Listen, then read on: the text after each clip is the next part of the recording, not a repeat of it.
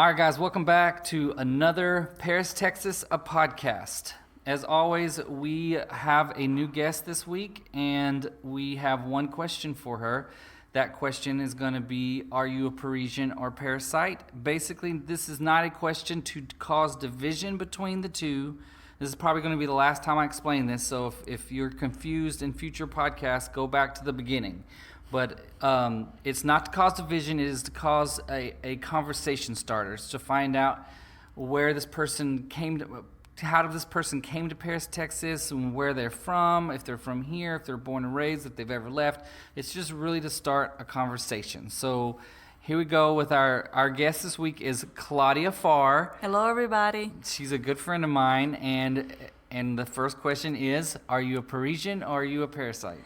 Well, as you're going to notice by my accent, I am a parasite.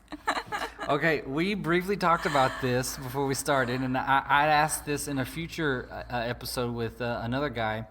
What are your feelings on whether or not a person can become a Parisian, or do they have to be born here to be a Parisian? Well, I think that's going to sound a little silly, but I think that I am almost a Parisian because I just really, really, really love Paris. So I think when you get to that point, you feel like Paris is your home to stay. I think that's when you become a Parisian. So you think we should have like a middle ground? Oh, like yeah. Another name? Yeah, what for, name? Parisens? Parisens? Or I don't know. We got to come up with another name. I'll start working on it, but by the time this podcast is over, we'll come up with a name for those middle grounders. People who are not born here but love it and so invested in Paris, Texas that they feel like they should be a Parisian. There you go. Awesome. So tell me a little bit about your story. Well, as you may notice by my accent, I haven't born in the U.S. I'm a Brazilian. I was born in and I grew up in Brazil. I didn't come to the U.S. until 1999, and I probably aging myself right now. But I actually went to Ohio to learn English, and so when I first came, I knew nothing about English. I barely know right now, but I really didn't know anything besides like where's the bathroom, and I'm hungry. Pretty much that.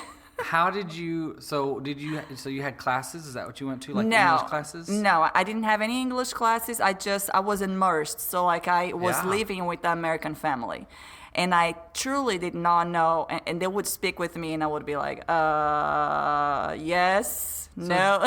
Wait a minute. So did anyone know enough to translate for you? No. So would you have to hold an apple up? Yes, and say like what is this? English, please. And they would tell me apple.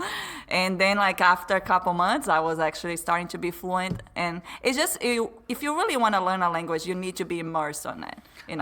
I've traveled a little bit. I've been to China and Mexico. And the few times I've traveled into countries that have foreign languages, mm-hmm. I've learned quicker. Yeah. Like I looked at a book or I looked up translations online, but when I'm there and I'm like, for some reason, when like in China, everyone thinks that Americans eat a ton of food, yes, which might be true. I have a funny story about China because I've been in China too, and I'll tell you in a minute. So I had to learn really fast little because every time someone would serve me food, I don't know what this food is. I don't know what it tastes like, but they would serve me a ginormous amount of food. Yeah. So I'm trying to remember in Mandarin what little was. I'm probably going to mess it up. I can't remember because I don't want to mess it up. I only know one sentence in Mandarin that I remember. 我求爱你? Ni hao. Ni hao? Yesu Judy Aini. Oh. And I probably am totally mispronouncing too. So. 我求... crap. I used to have a few of them. How did we get to Chinese? Let's go back to... I think 我求爱你 is I love you, maybe. No, Yeshu Aini. Oh, Jesus loves you. Yeshu Aini. 我求爱你 must be like, yeah. Yeah, some form of I love you, because I used to say that to Kimmy all the time. Yeah. Dan Dan, I think, is little. Okay, yeah, I don't remember that one. I eat a lot, so I didn't have to use that one. Ni hao. Ni hao. 我求 Broadway, I think, is I Am Broadway, maybe. You know better than me. It's been like 11 years Yeah. since I went to China. So anyway, Yeah. Well, I agree with you because Brandon, my husband, he moved to Brazil, and he learned Portuguese really fast now, down there. just because I know some of your story, why did he move to Brazil? He kind of followed me. He was chasing you. He was chasing me. Yes, like we met at Bible school in Colorado, which, by the way, Yeah. that's a really funny story because you went to the same school that we did, Yep. but we never met. Never met. It was like a few years after. 4 years. Okay, I'm not that much older than you, am I? It was definitely more Okay, than let's 4 not years. talk about how many years. Yeah, so we went to the same school. Yeah. And that's how I met Brandon. I went back to Brazil after a year of school, and he stayed there. And then he calls me, and he said, hey, I'm bringing a group of missionaries to Brazil. Can you organize the trip? And I was like, yeah, free trip for me. So, and during that trip, that's when we kind of fell in love. And I know that he really loved me because we all really dirty from the mission trip where I was stunk. And he still liked me. So Yeah. that's how I know that was love. That's awesome. And then he went back to Brazil after his last year of school, and he moved down there. And he waited until he learned Portuguese to actually marry me. So he was like in the same position as you were when you came to America. Yes. He moved down there. Yeah, he knew it some Spanish, which helped him a little bit. Except you knew English, so you could translate. for Yes, him. I could translate So for he him. had it better than you did. He did a little bit, but when he went down to Brazil, he started working as an English teacher, and that guy was going everywhere by himself. So he was riding buses and getting lost, and like he was the bravest guy ever. All for love. All for love. Yeah. That's amazing love story. So you came to America for how long? Since The first time. the first time I came just for a year and a half, Okay. something like that, and to learn English, and then I went to Bible school for 9 months. Yeah. 9 months. And then you went back to Brazil. I went back to Brazil to finish my school. And, for how long? I was there before Brandon. I was there for about a year when he called me. Okay. I was finishing my school, and then after he moved and we got married, we stayed there for 3 more years. Okay. So we didn't get back to the U.S. until this was like 2001. Now, when did y'all get married and then move We back? got married in Brazil, and then we lived there for 3 years. Okay. And then we moved to the U.S. in 2005. Did y'all have a job or? I had well, we both had jobs. Yeah, he taught English to business guys, and I was a coordinator for. And so when y'all left to move here, did y'all have job opportunities? No. Anything here? No, we just really felt that was time for he wanted to move back, and so he's actually when we moved back, he's starting working construction. Okay. And we were just waiting. We just really felt God wants us back here, and I was pregnant with my first child, and then he got a call out of the blue from a person that we never met before that needed a youth pastor in Colorado. In Colorado? In Colorado, in Castle Rock. Ooh, I love Castle Rock. I know, I love Castle Rock too. So we moved there, and we worked there. And do you want to hear the rest of the story? You want me to Yeah. continue? Okay. And moved there, and then his brother at the time, this is fun, it was working, Brandon's the youngest, so his middle brother was working in Harlingen, South Texas. And called he's him. graphic designer? Right now, yes. Right now, he's a okay. graphic designer. But at that time, he was a pastor at the church there, and they needed a youth pastor. So they asked us to go and see and check it out. And Brandon didn't really want. Brandon is very loyal, so he didn't want to move churches. Mm-hmm. And I'm like, no, come on, let's check it out. And we went down, and we fell in love with the church, and we fell in love with the people. And then we moved down and become pastoring the youth down there. And that's how we met Corey and Melissa from Okay. CF Paris. Awesome. And that's how the whole story started. And then, so how long were you on South Texas for? In Harlingen, and we were there for 9 years. 9 years. Yeah, we worked together with Corey and Melissa for 5 years before they moved here. And you have 2 kids. We have 2 boys. I know this, but they Yeah. don't know this. Tomas is 12 going to 17. He's like a teenager, and it's very interesting. I never knew that the boys could have hormones like that one has. And Kyle is 8, and he's the funniest person I've ever met. Yeah. He says some things that you're like, where that came from? That's funny. And they both remind me of you two so much. I see you Yeah. guys in them every time I see them. matter of fact. They're good boys. They're very good boys. So now, how long have you been in in Paris, Texas? We moved to Paris a year and a half ago. Okay. We got here the day before New Year's last year. Last year. Yeah. Okay. And it was really fun because we just got here and the church already had like a whole group of people to help us move in our house, and they cleaned our house for us, and it was such a big welcoming. So like that was our first taste of Paris. Let's jump back just a little bit. Okay. Was that your first time coming to Paris? No. What was your very first I can't remember. impression of Paris, Texas? Do you remember? Yes, I do. Okay, so here's the thing. I grew up in a city that's as big as Chicago. Okay. So I'm like a Big. big city girl. Yep. So the first time I came, like it was about 4 years ago, Breno came and he preached during Easter here. And I loved the people in the church, but I was like, Paris is really small. I don't Really know. small. It's very small for me. Compared to Chicago. Compared with it's very Chicago, Yeah. which is my city in Brazil, is that size. And the city that we lived in, South Texas, was already like quite small for me. Mm-hmm. So when the call came, like Brent and I had been praying, like what would be our next move. And when the call came for us to come and help Corey and Melissa at the church, it was very surprisingly, I really felt God's peace immediately.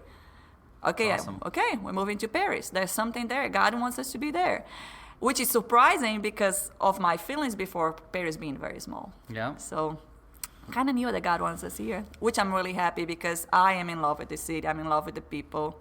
It's just really fun. It's got a great community. Just It does, overall. And there's yeah. so much potential for Oh, yeah. all of Paris. Yes. I love it. I mean, granted, I'm biased. I'm from here, born Right. and raised, but that's awesome. Well, I think that one of the things that I like the most, like we've been here only for a year and a half, and we already feel like we belong. Yeah. So it's not like when we lived in Colorado, like it was really hard to make friends. Yeah, I could see You that know, about in it certain was- places of It Colorado. was very hard. And South Texas, it was easier because we had family. Mm-hmm. But we don't have family here, so we feel so welcome, and it's just been. I feel like I'm a Parisian almost. You're a Parisian? Almost. Yeah. Yeah. So, what is your favorite thing to do in Paris, Texas? Paris coffee. That's your favorite place to go? Yes, I love Paris coffee. There's some good people there. Oh, they're amazing people, and I like it that they know me, and that might be a small city thing. They already know me. They already know the drink that I like, and and they always have that big smile on their face, and it was one of my first favorite places. It was Paris coffee. Yeah. Yeah. So if you go back on my Facebook or my Instagram when we just moved here, my first pictures are in Paris coffee.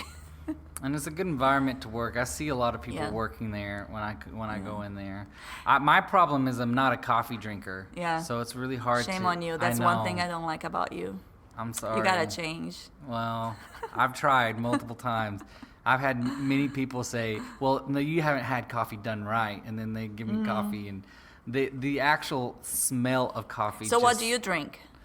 If I go to a coffee shop, it's more like hot chocolate because that's something I like. But the problem is it's hot in Texas Right. a majority of the year. Yep. So like you get a hot chocolate. There'll be times I'll think I want a hot chocolate, so I go get a hot chocolate, and then I get in the car to go to a meeting or something, and then I regret it, instantly regret it, because now I'm sitting in a hot car Right. drinking hot chocolate.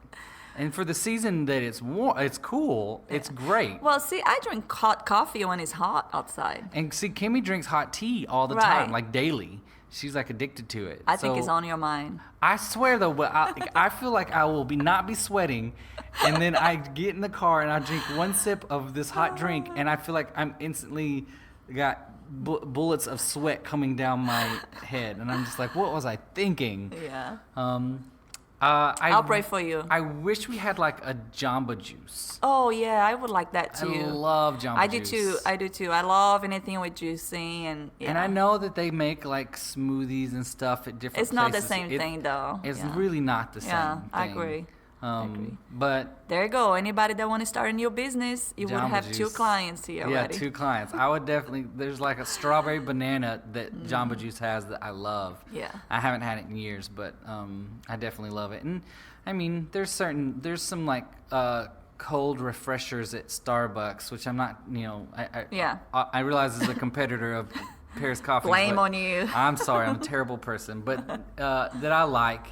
But yeah, I mean, probably cold teas. Have you tried? Have you tried coconut water? Like in Walmart, they have like the refrigerator, like the vegetable refrigerator drinks. I'm familiar with coconut water. Okay. I've never tried it because I'm not a huge coconut fan. Like, I But don't like Brandon coconut doesn't like cake. coconut either, but he loves coconut water. You need to try it. That's what I mean. It's I like- will try anything, as you know. Yeah, And don't do the ones that they keep like in the shelves, like without like being refrigerated, because those are not the real coconut water. Not real coconut It needs water. to be the ones refrigerated, the ones that taste just like in Brazil.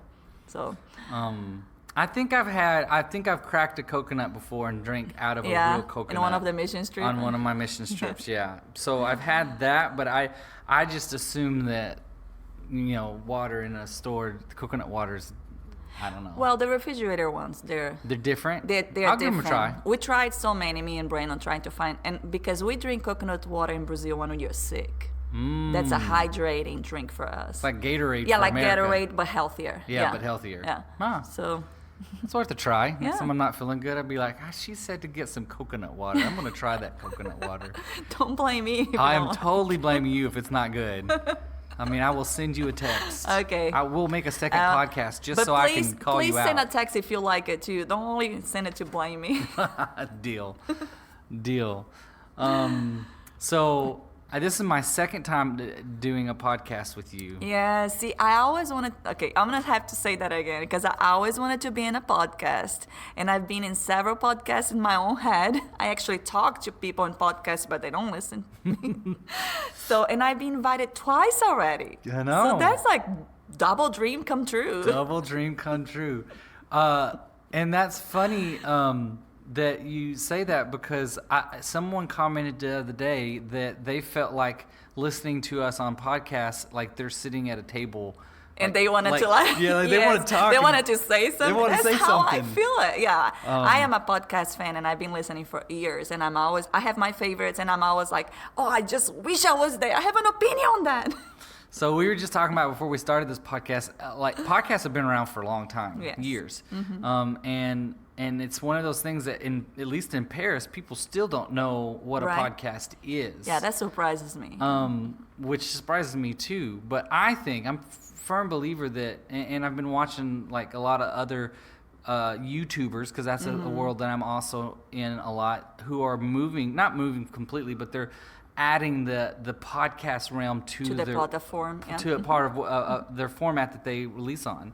And I think podcasts are going to make a comeback. I think that you see these things like Alexa and Google Home and all these different Siri and stuff you can just ask to read to you, and basically podcasts are going to be a really good form to where it's difficult it should be illegal to watch a YouTube video while you're driving. And I'm sure there are and people that's out there what that do it. I do a lot of podcasts when I'm driving, when I'm cleaning the house or doing other stuff, even when I'm working my computer, and I love it because I have I don't know how to explain, but I need to be focusing in 3 things at the same time. And so have the white noise, it just helps a lot for me to focus. I know it's crazy, but Okay, I have a question for you. Okay. I'm gonna switch topics because I know you've been on a lot of mission trips, and I've been on a lot of mission trips. Yes. And don't be eating. If you guys are eating right now, you need to stop eating because Oh, this gosh. is gonna. What's the craziest thing you've ever had to eat? the craziest thing, after you go on so many mission trips, it becomes not so crazy. It just becomes, you just think like, okay, whatever this place has to. But I think that the most interesting thing was snake skin in China. You ate the skin? Yes. Now, I've had snake multiple times, but I've never had skin. They actually, it is very rubbery. So they actually make the skin and we had to eat. Yeah. So in China, I had fried scorpion. No, in China we had snake and we had snake skin and we had camel. Camel. Camel. Now I've had a camel burger.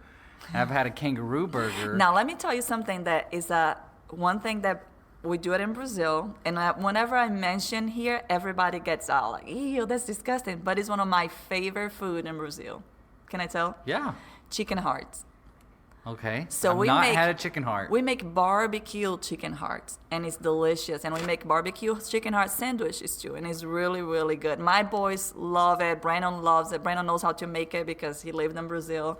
But some people just I can't get my kids to eat spaghetti. I can't imagine trying to get them to eat a chicken you heart. just don't tell them that's a chicken heart. Oh. Now, can you imagine just how tell them many it's chicken chickens have nuggets? to die just so you can eat the hearts? Because their I know. hearts can't be that big. No, it's tiny. You've never seen a chicken heart? No. Okay, I'll bring one for you sometime. I'll eat it. I've had some really crazy things. Yeah, we eat chicken hearts in Brazil, and I remember going to a mission trip with the Bible school that we went. That we were in Mexico, and everybody got the chicken soup, and every plate had a chicken leg in the bowl, like in the chicken, and everybody had to eat it because when you go on a mission trips, you have to eat so we don't offend people yeah. who are bringing the Oh, food. yeah. You remember that? My plate was the only plate that didn't have a chicken food, and I was the one who was used to it because we'd eat it in Brazil too. That's funny. Have you ever had a balut?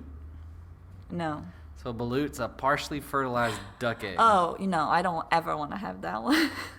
Which I means heard that of there's it, yeah. there's part of a duck in there. Ooh, okay, let's stop and let's talk about something else. All right, so I win. You won. I respect. Did you really eat? Oh yeah, two. You did? Yeah. Was that like disgusting or was it just like? It was it was weird. It's a weird texture. Oh. Because you get the duck and you get to name them and then you eat them. Yeah. See, I'm all about experiment and trying new food, but I probably wouldn't want to know what it is before I eat it. Oh well.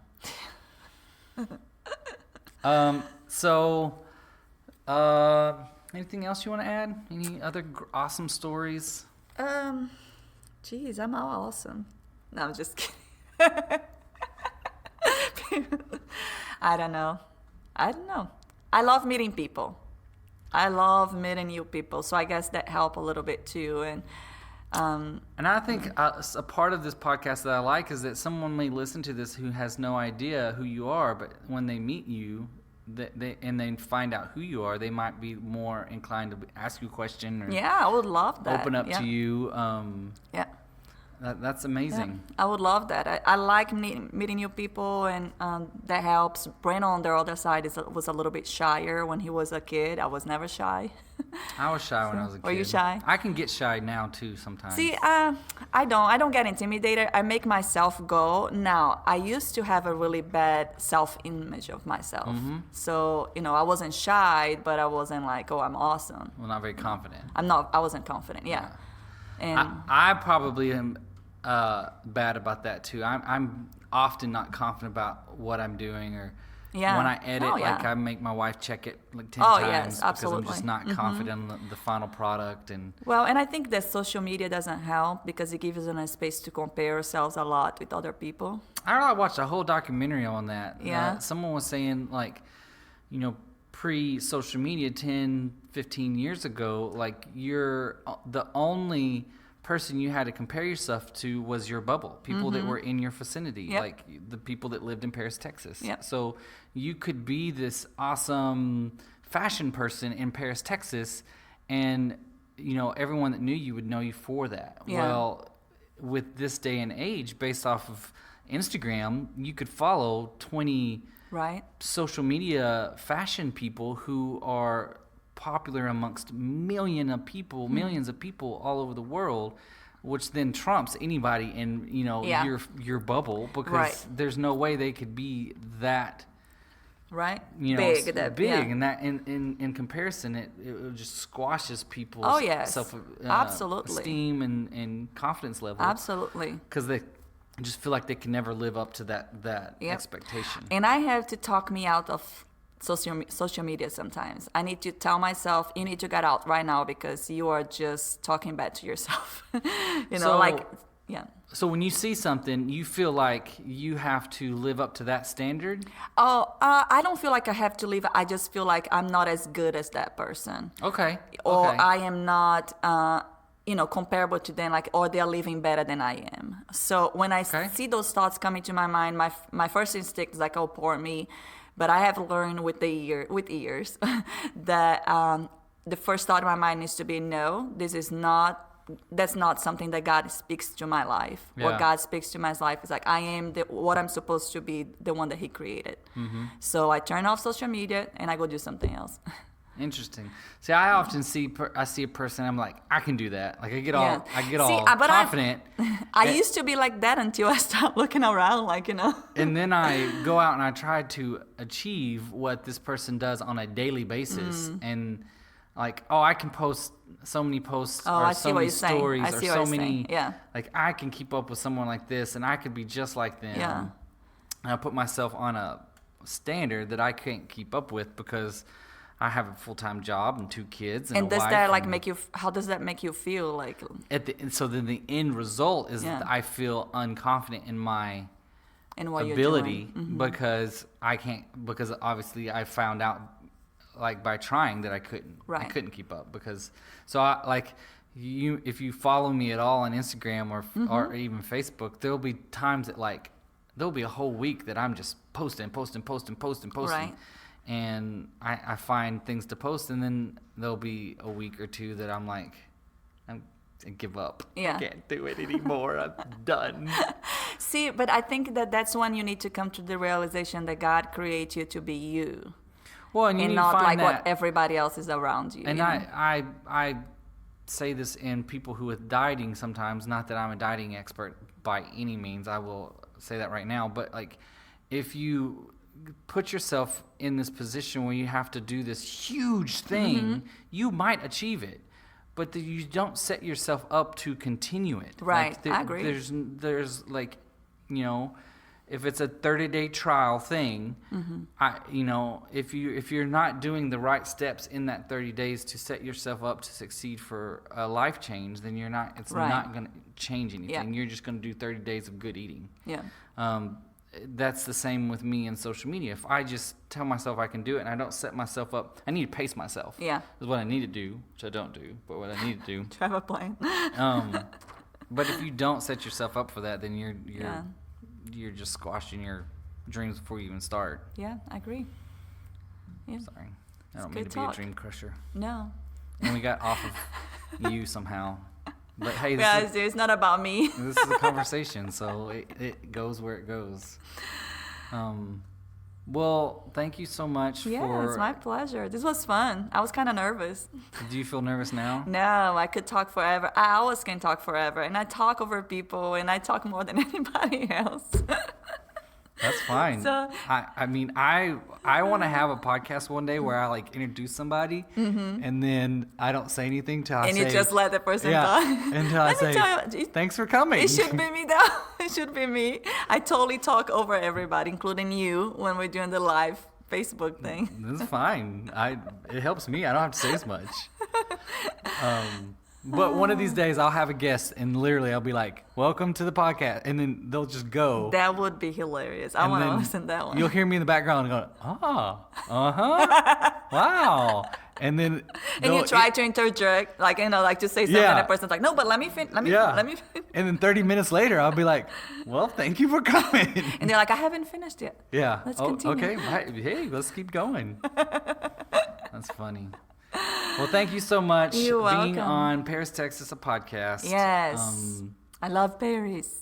I do too. And I I feel like do. there's I so do many too. good stories out there. Oh, I can't wait to hear them all. And I have some ideas for you if you need it. Oh, hey, I love like the think tank atmosphere. I love to Yeah. sit down and brainstorm. So Yeah. I'm No, I always mean, open. some ideas from people for you Oh. to interview. Oh, and I'm down for that too, because sometimes I feel like people are going to look at me and say you've invited all your friends on there, but I really wanted to be comfortable with doing my first Right. handful. Oh, yeah. And I think inviting my friends was an easy way to do that, but I'm definitely planning on branching out beyond the people who I'm already close to. And then they will become your friends. And then they become my friends. Yeah. And then we can open them up to other I mean, there's not a ton of viewers yet, but hopefully we open that up to other people who want to be their friends. And they're like, I heard your story on Would a you like a podcast." reunion, a podcast reunion? That would be great. See, I'm giving you good ideas. We could do a live podcast in front of that would all the be people. awesome. It'd be great. All right, guys. Thank y'all for tuning in. As always, there'll be another guest next week. I will drop the hint on my Facebook group. If you haven't, go follow my Facebook group. It's called Paris, Texas, a Podcast. And we'll interview a new person next week. Thanks for tuning in.